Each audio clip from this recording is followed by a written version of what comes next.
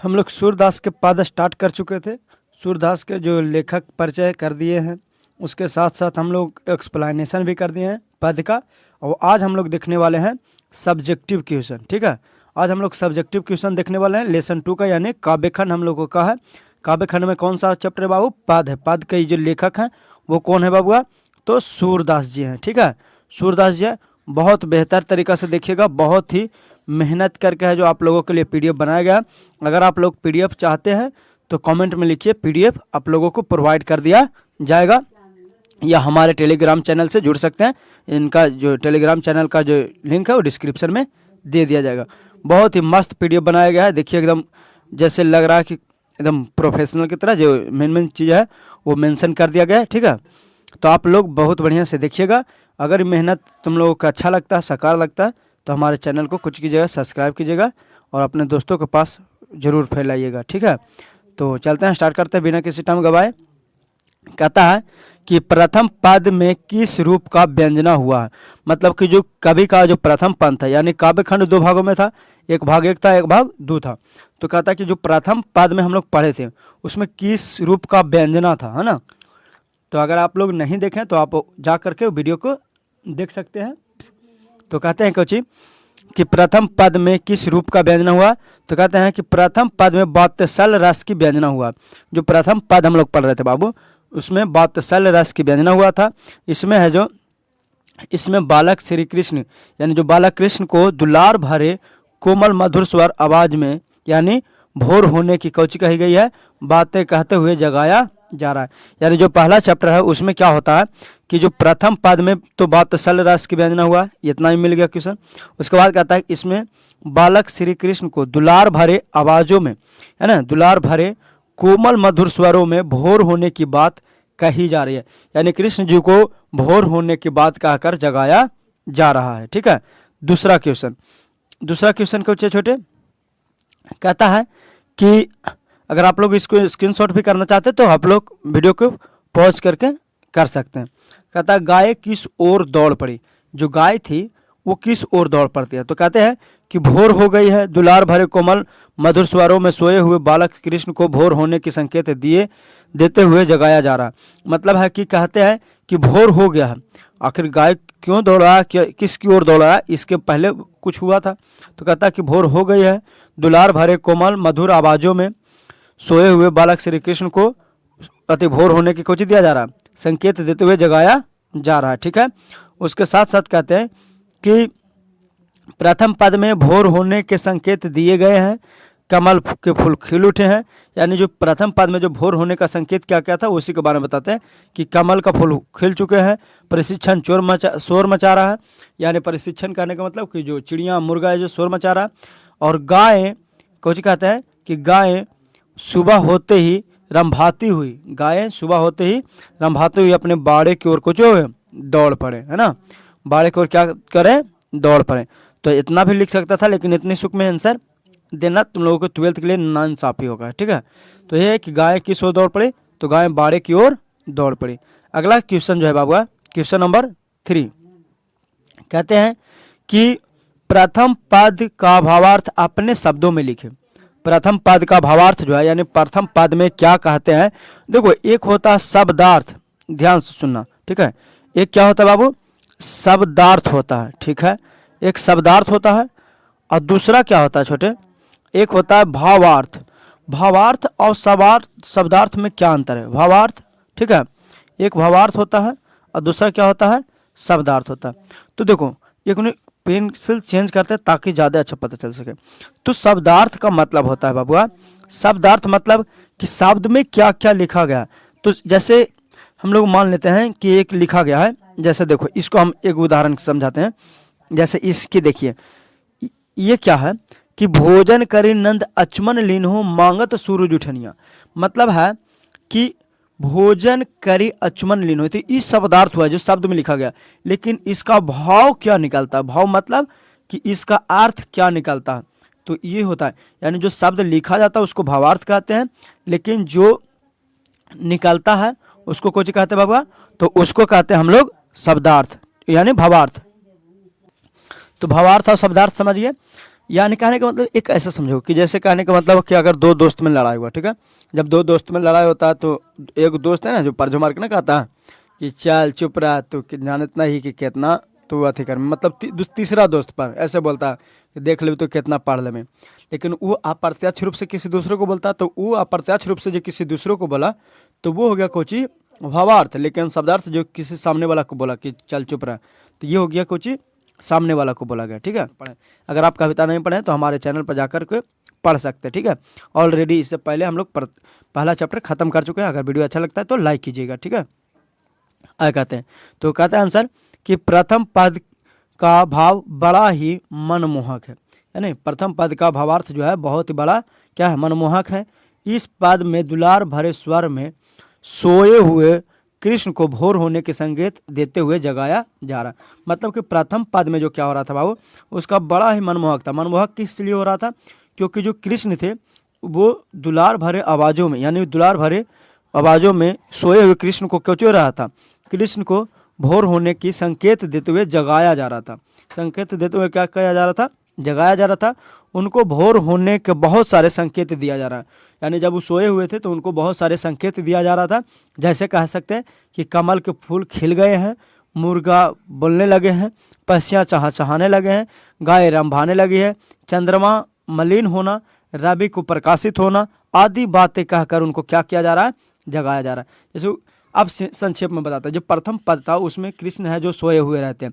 जब कृष्ण सोए हुए रहते हैं तो उनकी माँ जो यशोदा है वो उनको जगाने जाते हैं बहुत ही कोमल आवाज़ों में, मधुर स्वरों में, और उनको विभिन्न प्रकार के संकेत दिया जा रहा है। संकेत दिए जा रहे मतलब बोल रहे हैं अपने कृष्ण से कि बेटा जाग जाओ, यानी कहते हैं कि जागिए ब्रजराज कुंवर भोर हो चुका, जैसे कि बोल कमल के फूल खिल चुके हैं, मुर्गा का बोलना, पक्षियों के चहचहाना, गायों की रंभाना, चंद्रमा का मलिन होना, रवि का प्रकाशित होना, ये सभी बातों का। नंबर क्वेश्चन कहता है कि पठित पदों के आधार पर सूर के बातसल वर्णनों की विशेषता को लिखे, मतलब कि जो बातसल रस है प्रथम पद में जो बातसल रस है उसका क्या करना है बाबू, वर्णन करने को कहते हैं। तो सबसे पहले कहते हैं कि सूर की बातसल वर्णन सराहनीय है। सूरदास जो है बातसल रस को बहुत ज़्यादा अच्छे से वर्णन करते हैं, उनसे बेहतर कोई और कवि है जो नहीं, यानी बातसल रस को वर्णन कर सकते हैं। तो इस बातसल के विद्वानों ने बहुत सारे अपने प्रशंसा किए, यानी जो बातसल रस था उसको बहुत सारे जो विद्वान थे, विद्वान कहने का मतलब कौन, बहुत सारे विद्वान, बहुत सारे लेखक हैं जो उनको बारे में चर्चा करते हैं। जैसे एक लेखक है लाल भगवान दीन लिखते हैं, लाल भगवान दीन नाम के एक लेखक हैं, वो कहते हैं सूरदास जी ने बाल चरित्र का वर्णन में कमाल कर दिया। मतलब ऐसे समझो, यानी उन्होंने कहते हैं लाल भवानी दीन ने कहते हैं कि सूरदास से अच्छा कोई बाल कृष्ण का वर्णन कर ही नहीं सकता, है ना। उसके बाद आचार्य रामचंद्र शुक्ल कहते हैं कि जितने विस्तृत और अच्छे तरीके से, जितने विस्तृत मतलब कि विस्तार रूप से, जितने विस्तार रूप से और अच्छे तरीके से सूरदास ने बाल लीला का वर्णन किया उतने अच्छे से कोई और कभी नहीं कर सकते। मतलब कि आचार्य राम शुक्ल जी कहते हैं कि जितने अच्छा से रामधारी से सूरदास जी करते हैं उतने अच्छा से और कोई कवि है जो बाल कृष्ण लीला यानी बाल लीला को, कृष्ण के बाल लीला को वर्णन नहीं कर सकते। ठीक है, अगला क्वेश्चन कह रहा है, अगला क्वेश्चन कहते हैं बाबू क्वेश्चन नंबर 5, काव्य सौंदर्य स्पष्ट करें। देखो काव्य सौंदर्य स्पष्ट करे या आपको कहा दे कि व्याख्या करे या सप्रसंग व्याख्या करे, तो सब एक ही बात होता है। आप लोगों को उसमें एक पंक्ति दिया रहेगा, जैसे एक पंक्ति दिया गया है का, जैसे क्वेश्चन है 5 और पंक्ति क्या दिया गया है, का दिया गया। तो का में कुछ कहता है कछु खात कछु धरनी गिरावत छवि निरखत नंद रनिया। कहते हैं कछु खात कछु धरनी गिरावत छवि निरखत नंद रनिया। अब इसका अर्थ क्या निकलता है सुनिएगा। कहते हैं कछु मतलब होता है कुछ, और खात मतलब खाना, यानी कुछ खाते हैं और कुछ धरती पर, धरनी मतलब होता है धरती, धरनी मतलब क्या होता है, धरती होता है। गिरावत मतलब गिराना। छवि निरखत, छवि मतलब होता है दृश्य, छवि मतलब क्या होता है दृश्य। निरखत मतलब होता है निरखना यानी देखना, निरखत मतलब क्या होता है देखना होता है। ठीक है, कहते हैं नंदरनिया। नंदरनिया किनको कहा गया कि नंद बाबा की रानी को। नंद बाबा की रानी कौन थे? यशोदा। कौन थे बाबू? यशोदा जी थे, है ना। कौन थे? यशोदा जी थे। अब कोची कह रहा है, 1 मिनट रुक जाइए। हाँ, कौन थे? यशोदा जी थे। तो यशोदा जो है ये बातों को देखकर, यानी कौन सा बातों का? कहते हैं कि कुछ खाते हैं, यानी जो कृष्ण थे, कछु खात कछु धर गिरावत, यानी कुछ खाते हैं और कुछ धरती पर गिराते हैं। कुछ खाते हैं कुछ कर दिखाते हैं, धरती पर गिराते हैं। छवि निरखत नंदरनिया, और यह सब छवि यानी यह सब दृश्य कौन देख रहे हैं? यशोदा माँ देखती है। तो कैसे वर्णन करना? तो काव्य भी आप लोगों को बाबू वर्णन करना होगा, काव्य जैसे व्याख्या वाला। तो सबसे पहले कहाक्षी करना है कि एक पंक्ति दिया जाएगा, उस पंक्ति का पकड़ना है। सबसे पहले अगर कभी भी व्याख्या दिया जाए तो उस पंक्ति को क्या करना है? आप लोगों को पकड़ना है। जैसे कि पकड़ना मतलब कि कहाँ से लिया गया, इनका लेखक कौन है, तो ये सबसे पहले आप लोगों को पकड़ना पड़ेगा बाबू। यही इसमें व्याख्या में है, और व्याख्या में फिर कुछ भी लिख दो, तुम अपने मन से लिख सकता। तो कोची कह रहा है, देखिएगा। कहता है प्रस्तुत पंक्ति हिंदी साहित्य, यानी जो प्रस्तुत मतलब दिया गया पंक्ति हिंदी साहित्य से, मतलब कौन सा विषय से? हिंदी साहित्य से। कौन सा किताब से? तो दिगंत भाग 2, क्योंकि बाबू आप लोगों के 12th में दिगंत भाग 2 चलता, यही 11th रहता तो दिगंत भाग 1 रहता, ठीक है। तो कहता है कि दिगंत भाग 2 शीर्षक पद पाठ के कवि, यानी शीर्षक पद है, पद मतलब यानी शीर्षक मतलब हेडिंग क्या है, तो पद कविता है ना, पद है।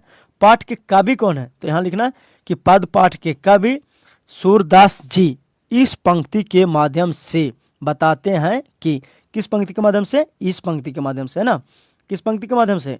तो इस पंक्ति के माध्यम से बताते हैं कि, कैसे कहते हैं? बताते हैं कि बालक कृष्ण नंद की गोद में बैठकर भोजन करते समय कुछ खाते हैं तो कुछ धरती पर गिराते हैं। मतलब जो बालक कृष्ण था, यानी कृष्ण थे, वो कुछ खाते हैं और कुछ करते हैं, धरती पर गिराते हैं। और यह सब दृश्य माता यशोदा देख रही है, यानी और ये सब दृश्य कौन देखती है? यानी छवि, छवि मतलब होता है दृश्य। निरखत नंदरनिया, निरखत मतलब होता है देखना, तो ये सभी छवि है जो कौन देखती है? नंदरनिया देखती है, यानी यशोदा जी देखते हैं। इसमें किसका प्रयोग किया गया? तो बाबू वात्सल रस का प्रयोग किया गया। रस क्या होता है? अगर कहिएगा कमेंट में तो आप लोग लिख दीजिए कि हमको चाहिए रस पर वीडियो, तो हम ला देंगे, ठीक है। तो कहते हैं इनमें वात्सल रस का प्रयोग किया गया है, ब्रज भाषा के सुंदर प्रयोग किया गया है। ये जो लिखा गया है बाबू, जैसे हम लोग लिखते तो कुछ कहते हैं कि कृष्ण कुछ खाते हैं कुछ धरती पर गिराते हैं, और यह सभी रूप कौन देख रहे हैं? यानी यशोदा जी देख रहे हैं। हम लोग सिंपल लिख देते हैं, हिंदी में लिखते थे, लेकिन ये ब्रज भाषा में है, तो वही लिखे कि कछुक खात कछु धरनी गिरावत छवि निरखत नंदरनिया, है ना। तो यही है। तो इसमें ब्रज भाषा का प्रयोग किया गया है, इसमें अलंकार का भी प्रयोग किया गया। अगर अलंकार का भी कहिएगा तो हम वीडियो ला देंगे, ठीक है। अगला जो पंक्ति है, दूसरा पंक्ति यानी का नंबर क्यू सर, अभी भी व्याख्या है, वो का था, ये ख था। कहता है कि भोजन करी नंद अचमन लीन हो मांगत सूर जुठनिया। कहते भोजन करी नंद अचमन लीन हो मांगत सूर जुठनिया, यानी कहते हैं कि भोजन करी, यानी भोजन करके, करी मतलब होता है करके, यानी भोजन करके नंद अचमन लीनो, यानी नंद बाबा है जो किनको? अचमन लीनो मतलब होता है कुला कराते हैं, कृष्ण को कुला कराते हैं, यानी कुला कराते हैं। तो अब जब जूठा जो बच जाता है, वो जो सूरदास है, सूर मतलब सूरदास, सूरदास मांगत जुठनिया, यानी सूरदास जी हैं जो, जब कृष्ण है जो जूठा, कृष्ण का जूठा जो बचता है, वो सूरदास जी हैं जो क्या करते हैं? मांगते हैं, किनका? कृष्ण का जूठा प्रसाद के रूप में। तो यही बोला गया, ठीक है। तो क्या चीज लिखना है? तो फिर तो वही बताएं कि प्रस्तुत पंक्ति हिंदी साहित्य दिगंत भाग 2 शीर्षक पाठ के कवि सूरदास जी इस पंक्ति के माध्यम से बताते हैं कि कभी भी व्याख्या रहेगा बाबू, इतना तुमको लिखना पड़ेगा, यानी यहाँ से लेकर के बाबूआ यहाँ तक आपको लिखना पड़ेगा। हर में खाली बस चेंज क्या होगा कि शीर्षक चेंज होगा। शीर्षक को अगर मान लीजिए तब 20 के दांत रहता तो 20 के दांत हो जाता। पाठ के कवि, तो अगर लेखक रहता तो यहाँ लेखक होते, अगर कवि हैं मतलब कि तो कवियता होगा, तो कवि कौन है? सूरदास जी, तो सूरदास। अगर लेखक होते तो लेखक लिखता, ठीक है। बाकी सब वही रहता। फिर कुछ कहता है कि जब नंद बाबा कृष्ण को भोजन कराकर कुल्ला कराते हैं, यानी नंद बाबा जो हैं कृष्ण को भोजन कराकर यानी भोजन करा करके क्या करते हैं, कुल्ला कराते हैं, तब सूरदास जी बचे हुए जूठा को क्या करते हैं, बचे हुए जूठा को क्या मांगते हैं, प्रसाद के रूप में मांगते हैं ना।